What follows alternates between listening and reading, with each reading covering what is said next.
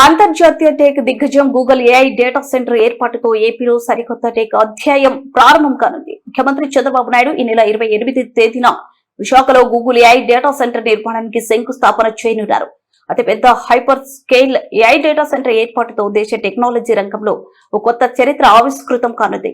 Asia ఖండానికే ఓ కీలకమైన AI gate వేగా విశాఖ అవతరించనుంది. అత్యాధునిక AI data centre ఏర్పాటుతో అంతర్జాతీయ టెక్ మ్యాప్ లో విశాఖ నగరం శాశ్వతంగా చోటు సంపాదించనుంది.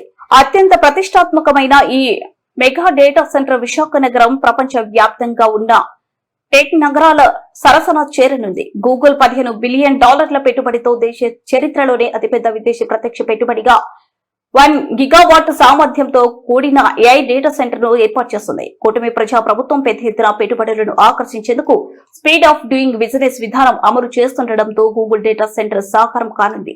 త్వరలోనే అందుబాటులోకి రానున్న సబ్సీ కేబుల్ వ్యవస్థ ద్వారా విశాఖతో వివిధ దేశాలతో నేరుగా అనుసంధానం ఏర్పడనుంది.